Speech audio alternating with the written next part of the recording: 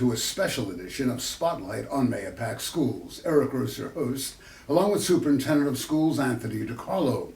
Rebranding the Mahopac School District has been one of Superintendent DiCarlo's prime initiatives since arriving in Mahopac a little over a year ago.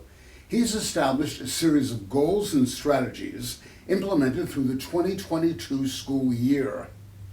This plan of action has been tabbed as a strategic plan. Anthony, good seeing you again. Same here. Tell our viewers about the strategic plan. Yeah, so last week the board adopted the strategic roadmap for the district over the next 4 years. And really what's important about this is it's a roadmap for us as a district over the next 4 years. It talks about academics, it talks about safety, it talks about teachers, it talks about professional development, it talks about resource management, and where we're headed. So for example, you will see and you have heard that in this year's budget, and I'll go over this with you, some of the things that are in this year's budget have to do with the alignment of the strategic roadmap. And as we go through it and I present it to you, I'll kind of codify that and better explain some of the things that we're doing. So there's no surprises. So when people look at this year's budget and the budgets for the next subsequent 3 years, they're going to understand why we're doing what we're doing. One of the big things when I took this job on, Eric, and you and I talked about this when I first met, is explain to the people the why we do what we do, right? Because in education, we want our kids to be able to be the best they can be prepared for college and career readiness, but then what does that look like from year to year? And that's what this plan talks about. And a roadmap, something that Mahopac hasn't had in the last 25 years. Yeah, you know what, and ultimately this is my accountability, right? And I said that in public, you know, when we did the resolution 2 weeks ago. I'm going to be measured by these, you know, myself and my cabinet are going to be measured by these benchmarks on where are we from year to year. And that's important. Why are we putting certain monies and certain allocations into certain budget lines? And that's the important piece of it. So there is nothing to hide. You know, this is what we're about. This is where we're headed. And we want this district to be a pinnacle district, not only in Putnam County, but in the Lower Hudson Valley, but in the state. Tell our viewers about the strategic plan. Terrific, I will. So as we move forward with this, you will see that this is really the important piece of this whole thing. It really is a plan that talks about goals, it talks about objectives, and the purpose of why we're here and how these intertwine. For example, we've been talking about, Eric, the capital bond project and our budget. And you will see they're intertwined together because it talks about what our priorities are as a district, what initiatives we're looking at, short-term and long-term, policies, budget allocations, and then ultimately how we get there and how unmeasured. And of course, the role of the Board of Education, who were vitally important with this, and they adopted this, is to ensure that these district goals and strategic map reflect our values as a community, our policies, and then how do we actually achieve these goals. And most importantly, and I think what we've done a really good job with this year, is communicating to the public where we're at and what we're doing. And then this is who we're about. So those of you who have been to Mahopac High School this year, you will see all of these key terms throughout the building. That we are caring, collaborative, and compassionate people. We're critical thinkers, we're problem solvers, we're resilient, we're listeners, we're communicators, and we're lifelong learners. That's what the district is about. And then of course by 2020 it talks about what we need to do, how we need to become unified in our curriculums, how we need to become unified in what we do with benchmark assessment, where our kids are at. So you as a parent at home, you want to see the progress of your child from year to year. What does that look like? What does that look? And I'm not talking about state assessments because that's a whole nother conversation. But we should be benchmarking beginning of the year, middle of the year, and end of the year, your child's progress, K to 5, 6 to 8, and of course, ultimately 9 to 12. And how do we align that with how we professionally develop our staff, how we professionally develop our principals, our leaders, and that all comes together to have a high quality school district. And then of course, these are our core values. Success is measured by student growth and achievement. All students are worthy of intellectual, social, and emotional respect. That is key. You know, a long, long time ago, we talked about academics, but we know in the world that we live today, it's not just academics, but it's social, emotional awareness. Effective teaching is essential. We know we want the best teachers with the best skills in front of our students each and every day. And how do we professionally develop them? We can all learn from each other, which that's what life is really all about. What about parents, Anthony? How do they play a role in this? Yeah, so that's a great point. So we need to, in this district, do a much better job, Eric, with having workshop nights, having parents understand social and emotional well-being. This is one of my goals, Eric, and you know, there's a lot that's gone on in my first year and a couple of months here, you know, between budgets and now a bond this year. But my goal is to do the following, and we're going to work on it over the summer, and we're going to roll some information out. This is K to 12, but I submit to you, it really starts 0 to 5. So my part of another wandering or vision of mine is as parents in the community have children, to over the course of the year have workshops with our social workers, with our speech and language people, with our OTs, so that they can come in and talk about milestones and how their son or daughter is progressing, so we can work with them together. Because if we can get them ready to come into kindergarten at the age of 5 and work together, and you'll see in this plan, we in education do a really good job, Eric, when you have somebody who's here and now we want to help them. Mm-hmm. But if we can start to do this while they're starting to have some issues, we're way ahead of the game. And that's part of what I think we need to do, not only K to 5, but 0 to 4. And you'll see that over the summer when we're going to put this initiative in place also. That's a really good point. But you know, it's workshops. We had a great math night about a month and a half ago about, you know, math and the new way that kids are learning math. The parents and the kids were over the top. Those are the kind of things we need to do on a more regular basis. Get the parents involved early, as you say, before they come into the school building. Yeah, it's so vitally important, because that framework of that 0 to 4 experience is really important. And you're going to see about reading. Even though you have a 1-year-old, or even in the womb, research shows, if you read and continue to read to your son or your daughter from 0 to 5, ask them as they get older and can speak to point to certain objects, to have them playing with sand and water. This is not playing on video games, right? Yeah. We've seen such a high increase on OT needs in students coming into school because they're not using dexterity. They have a very difficult time. So those are the things that we want to help parents work through in that 0 to 5. Okay. And then we go now to our plan. So one of the first objectives is student learning, and to promote social, emotional, creative, and intellectual growth for all students, encouraging them to take challenging and career-ready courses to inspire them to do their best through their K-12 experience here at the Mahopac Central School District. And this is what's key: a cohesive district-wide K-12 approach to teaching and learning. And what that means, parents and community members, is that we are consistent in our elementary schools. For example, every second grader upon leaving second grade, whether they're at Fulmer, whether they're at Lakeview, or whether they're at Austin Road, are all learning the same exact things, right? And of course, it's all about math and reading and writing. And of course, then we introduce into that science and social studies. And that's got to be a standard. We have to do that, and we're in the process of doing that. We've done a lot of work this year with math, and then it gets to the second objective: primary grade fluency in reading and in math. Let me talk to you about this. If you want to become a good reader and a good writer, what do you have to do? You have to read, and you have to write. You want to become better at math? You have to do math. All the research shows this. This is not Mr. DiCarlo's research. This is the research for years and years and years. If we can get students to read and be fluent in math at the end of third grade, at a third grade level, they will be successful middle school, high school, and then college and career ready. And how do we do this? So in this year's budget, so I go back to what I said to you before, Eric, how this goes into what we do in our budgets and how we're trying to do and make that mesh happen. So in this year's budget, we have introduction to our Readers Workshop, TC Columbia's, although we're going to make it Mahopac's. Next year, meaning the 1920 school year, we're rolling it out K1. The following school year, we'll be doing it in 2-3, and then 3 years out, it'll be 4-5. And what we're doing is we're doing it right. Because as you know, Eric, when the Common Core came out, they rolled it out to everybody. And we heard from teachers and parents, it should have been start in year 1 and then move it up. Right. So that's what we're doing. And the teachers are happy about it. They're excited about it. It'll be contiguous across the district. We're really excited. And the work that's been done in math this year, we have an hour of math every day in our elementary schools that is dedicated. So we're going to, over this cycle, have our kids really prepared to be ready to meet the challenges of middle school and then ultimately high school. And now, how does the next objective feed in? And I go back to what I said before to you, Eric. How do we give services to kids when they start to do a little bit of that leaning, not when they're all the way down to that point. So in our K1, 2, 3 approach, as we are seeing students who are having difficulty in reading and math, we want to get them early on that extra support so we can get them at grade level by the end of third grade.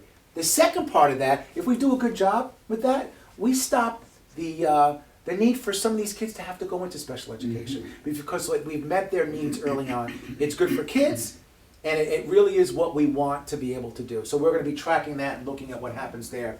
And then, of course, at the high school level, we really want our kids, and we have kids at the high school who take rigorous courses, but we want all of our students in the high school within that next 4-year period to at least at the end of their experience at Mahopac High School to take at least one college level course. And that could be arts, that could be music, that could be science, that could be a variety of different things, electives. We're looking at really, as you know from last week, creating a STEAM program. So there are going to be a lot of opportunities. We want them to at least take one level. And again, from a financial point of view, for mom and dad, Johnny going off to college, that's a tremendous savings, taking courses in high school It is. and getting college credit. Right, and so here's what happens, and I think it's part of another conversation, and this is, I think, a mindset that we have to change. We have, a lot of our kids front load their schedules, freshman, sophomore, and Right. junior year. Because senior year, right, they want to get out, they Yeah. want to work and the like, but if they stay and take some of these classes, like you said, that are college level, 6 credits, 9 credits, depending on where they're going, that money adds up. That's right. That's a half a year or a year that they might not have to take. That could be tens of thousands of dollars. So, I think that's part of the conversation that needs to go on, which I think you're spot on. Okay. Thank good. you. And then we talk about our staff. Highly qualified staff. Recruit, hire, cultivate, evaluate, and support all faculty and staff in consistently leading to all students' learning styles and to be at or above grade level benchmarks. Listen, I will tell you, I've been in a lot of school districts. This is the best staff that I've seen. They care about kids. They want what's best for their own professional learning. And this district has always spent a lot of money and energy in that, and that's got to continue. That's the #1 priority. We want the best of the best in front of our kids each and every day. And what's important about that is how we work within the confines of how we evaluate, how we coach our teachers, and then how we fit that into whatever the New York State frameworks are for APPR, which we do and we will continue to do. The next piece is recruiting and hiring. I will tell you, this will be my second year of summer recruiting and hiring. We hired a great group of teachers that came in this past year, and we want to continue to do that. And we go through a rigorous process. There was a lot of maybe discussion prior to me getting here about how people, are vetted, and they are. They are very much vetted. They go through committee, they go through their buildings, then they come up here to me. I vet them. Deborah Legato, our assistant superintendent for HR, vets them, and then we put them before, the Board of Education, knowing that I think we've gone out and got the best of the best, and we want to continue to be able to do that. So not only are we nurturing our new teachers, we nurture our teachers across, the number of years they've been here in education. And then last but not least, and I'm big about this, is celebrating the learning and things that go on with our staff. We have great staff. This year, my first actually opening of the school year, one of the things that we did, and it's becoming a tradition, we honored, I want to say it was about maybe 7 or 8 teachers who had 30 years of service in education. They got a beautiful plaque, not a plaque, I want to say, a beautiful kind of a rock, because they're the rock of what happens, and saying, thank you for your service to 30 years of service to our children of Mahopac.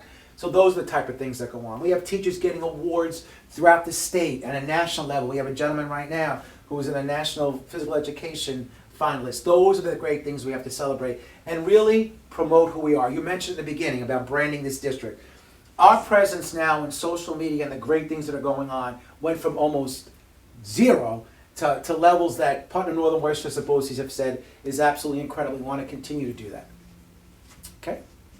And then, of course, community engagement, which flows into what I just talked to you about. You being here right now, Spotlight, I can't thank you enough for what you've done for this community for years and years and years. And this is what's important, letting the community know what we're doing, how we're doing it, and most importantly, why. I think parents, are very much want to be a part of what's going on, but if they don't know and we're not sharing information with them, it becomes very difficult. So, it talks about effectively what you mentioned, communicating with parents, having university nights with regards to you can better serve your son or daughter academically and social emotionally. Working with the community and government. I will tell you, and you know this, Eric, because you see me outside of here. I am very involved with the county, with our local government. We look at partnerships, we look at doing things together that are economies of scales, and we'll continue to do that.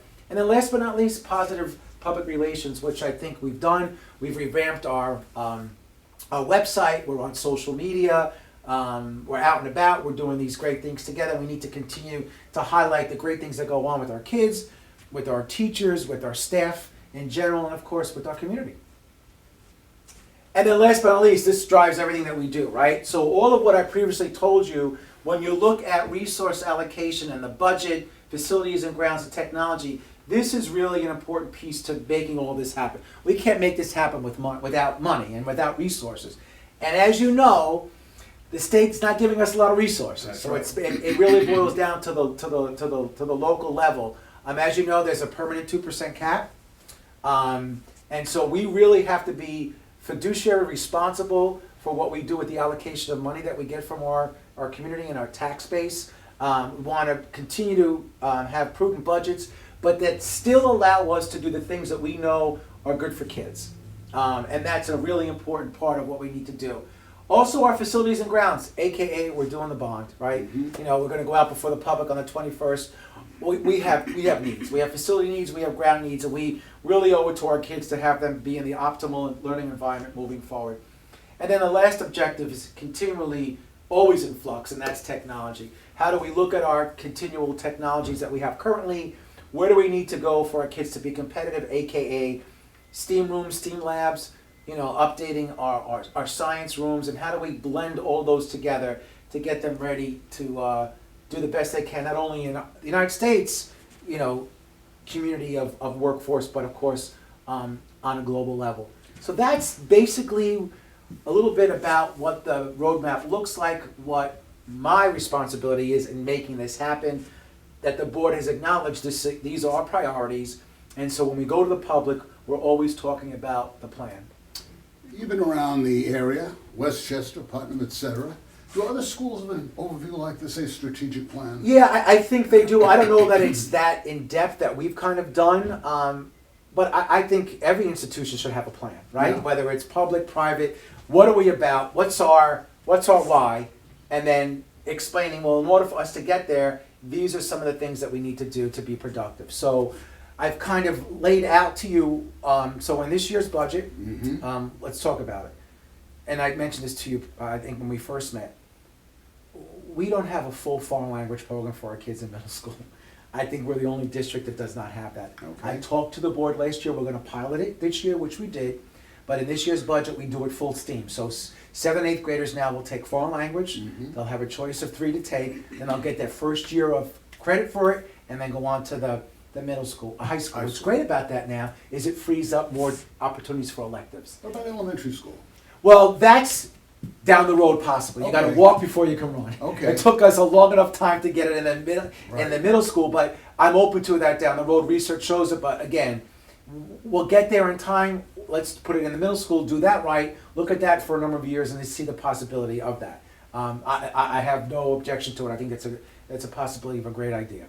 The demographics in Mayapack's changing also. How does this interface with that? Well, it's interesting. So our numbers are down, meaning from what we were 10 or 15 years ago, a number of students. So through attrition, we are trying to right-size the district. So as Okay. teachers are retiring, does not mean we automatically replace that position.